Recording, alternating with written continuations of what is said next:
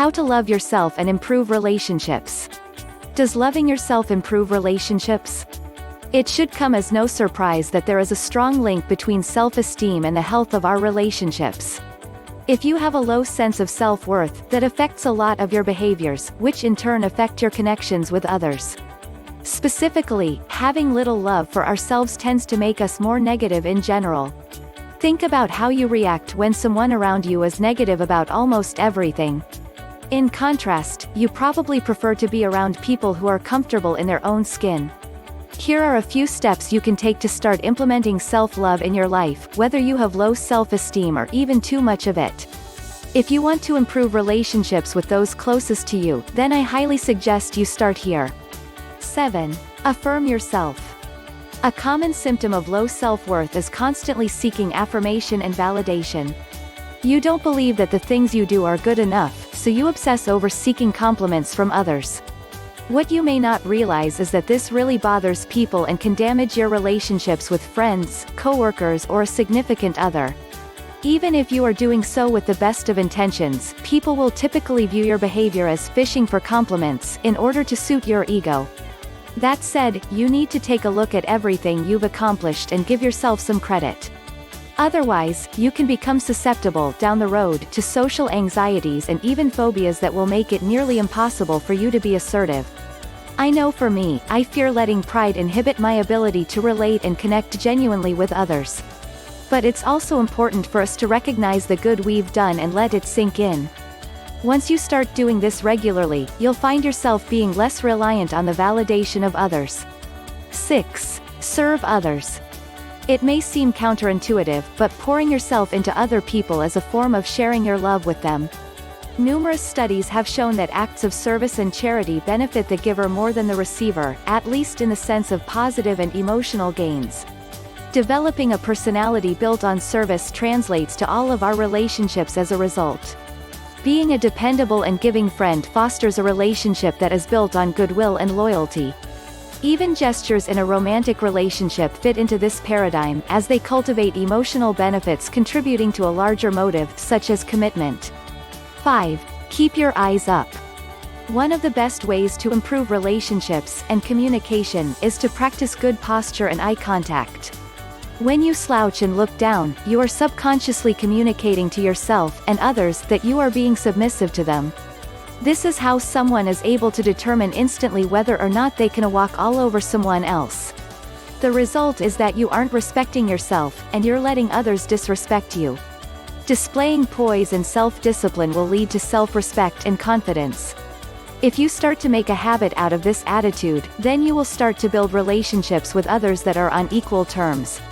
4. Exercise and eat healthy. Love yourself by showing love to your body. Being fit physically makes us fit emotionally, improving our moods alongside our health. Going to the gym and eating right gives us energy and relieves stress.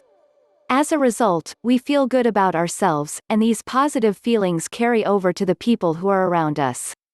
3. Practice good hygiene. In case you aren't doing so already, start taking good care of your hygienic needs. Take showers every day, wash your clothes, iron them, wear deodorant, and do all of the things your parents told you to do that you stopped doing when you moved out. Seriously though, taking care of yourself is a form of natural survival and health, and it makes us more desirable to be around.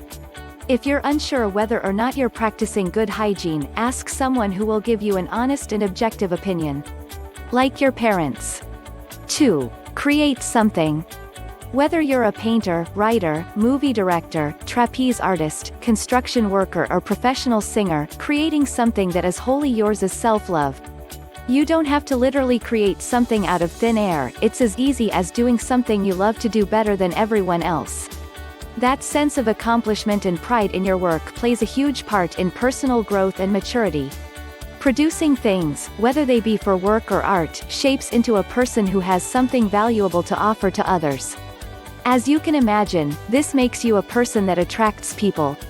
It's difficult to admit, but our relationships with others are conditional to a point. We favor those who enrich our lives. You can be that person if you start putting in the effort necessary to create something no one else has. 1. Be self-aware.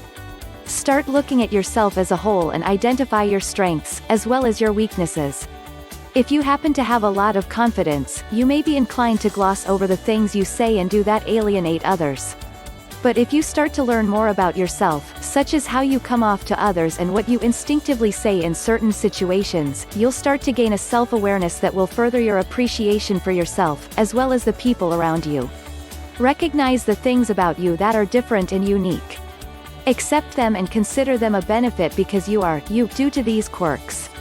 If you're a little weird, don't feel bad about it. Embrace the weirdness.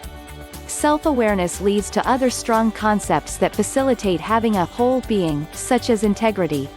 Being honest and consistent shows that you love yourself enough to be real with others, and this is easily the best way to avoid needless conflicts that would otherwise inhibit a strong relationship with someone close to you. To sum up, loving yourself is about accepting who you are and what you can strive to be. You don't have to be complacent about becoming a better person, but you also don't have to set unrealistic goals for yourself that will never get done.